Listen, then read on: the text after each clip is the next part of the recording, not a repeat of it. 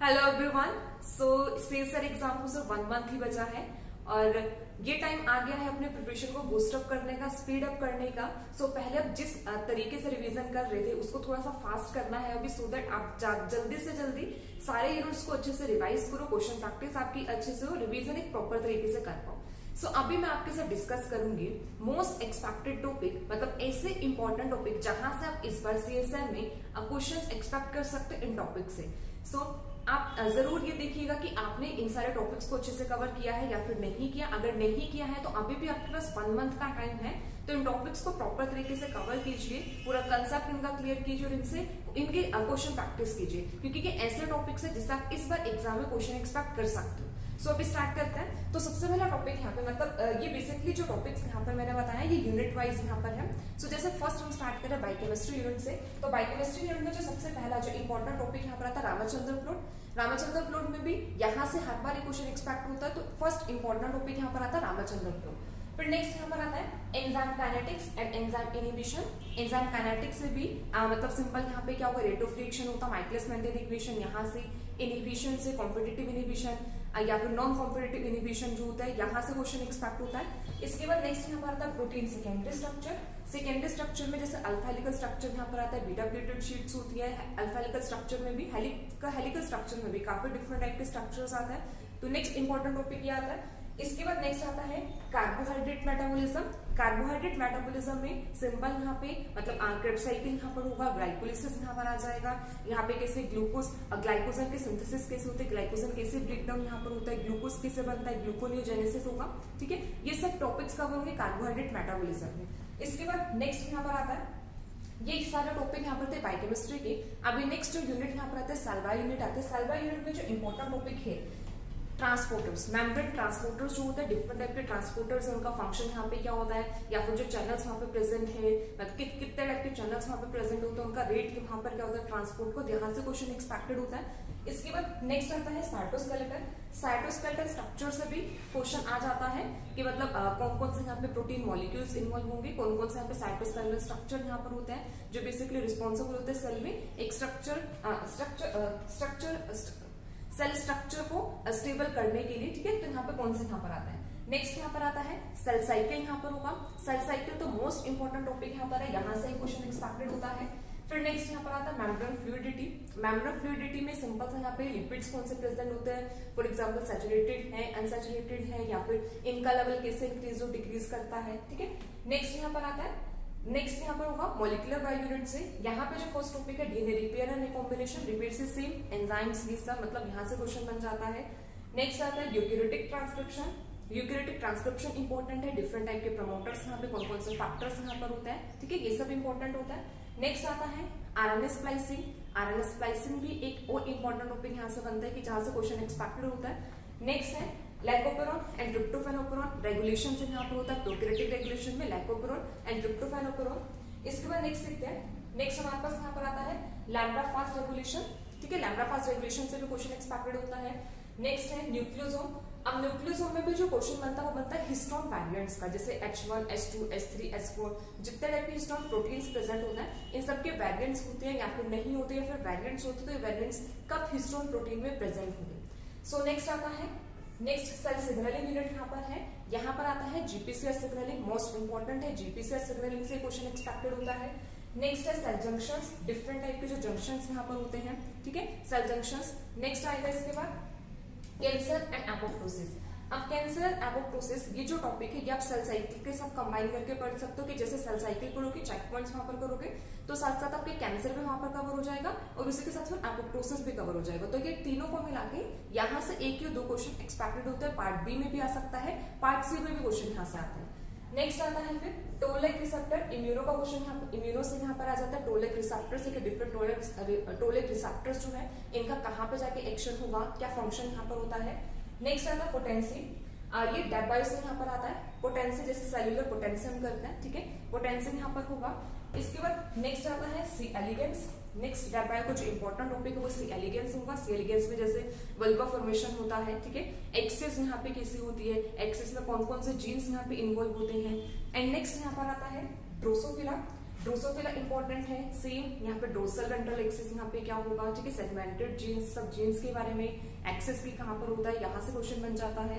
Next आता है plant development. Plant development में भी प्लांट में मतलब नॉर्मल रूट की फॉर्मेशन, रूट और शूट की फॉर्मेशन कैसे यहाँ पर होती है, ठीक है, यहाँ से क्वेश्चन एक्सपेक्टेड होता है, कौन कौन से जीन्स यहाँ पे इन्वॉल्व होंगे। सो नेक्स्ट आता है, नेक्स्ट है प्लांट फ्यूजो यूनिट। प्लांट फ्यूजो यूनिट से फर्स्ट यहाँ पर आता है हार्मोन सिग्नलिंग एंड फंक्शन। तो जो भी फाइटो हार्मोन्स है, फाइटो हार्मोन्स का सिग्नलिंग इंपॉर्टेंट है।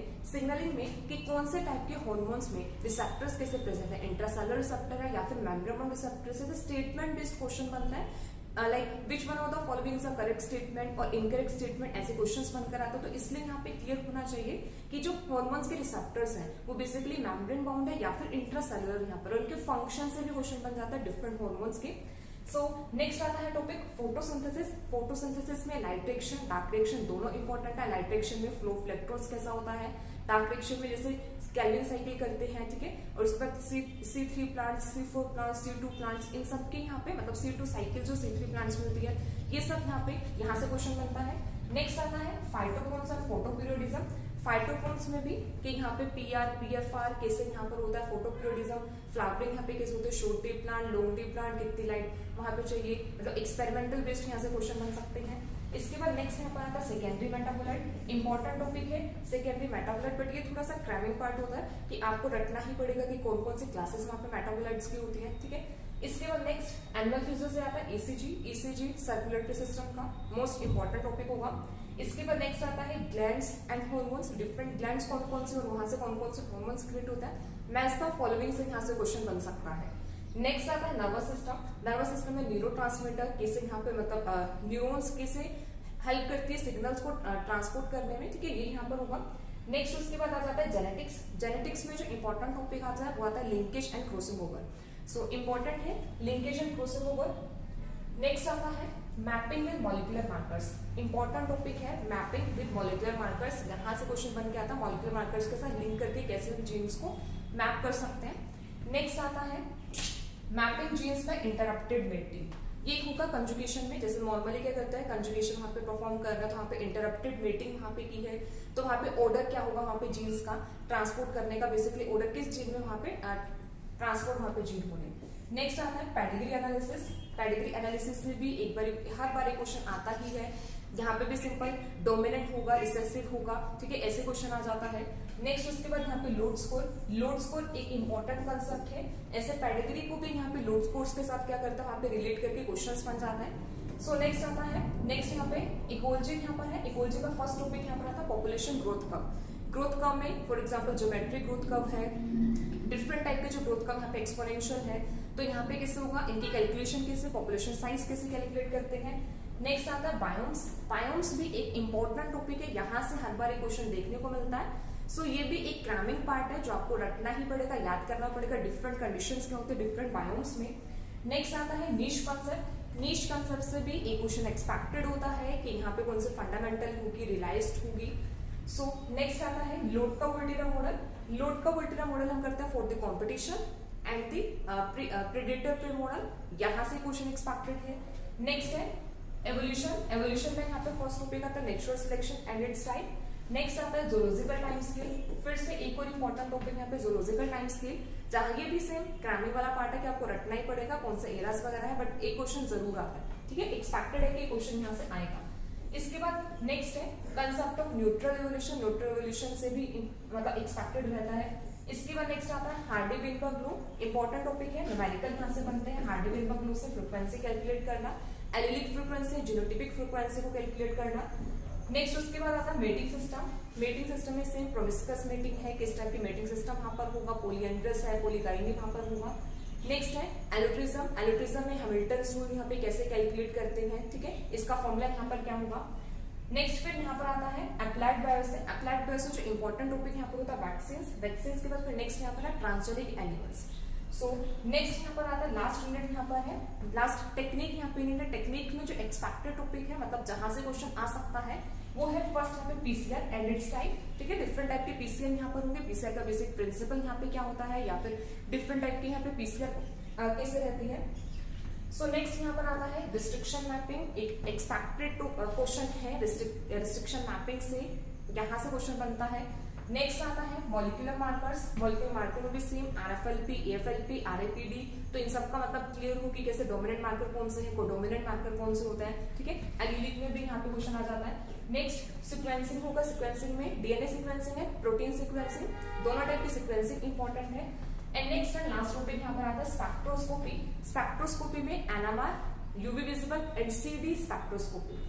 सो ये बेसिकली यहाँ पे लिस्ट थी पूरी की पूरी कि मतलब ये ऐसा टॉपिक्स हैं जहां से इस बार जो भी एग्जाम होने वाला है यहाँ से क्वेश्चन एक्सपेक्टेड है कि इन टॉपिक से क्वेश्चंस बन के आने वाले हैं। सो आप लोग देखिए कि आप लोगों को ये सारे टॉपिक्स क्लियर है या फिर नहीं है। अगर फिर भी कहीं पर भी आपको लग रहा है कि इन टॉपिक्स को रिवाइज करने की जरूरत है तो अभी भी टाइम है, इन टॉपिक्स को अच्छे से क्लियर कीजिए और JRF की अपनी अच्छे से तैयारी कीजिए। So thank you so much everyone.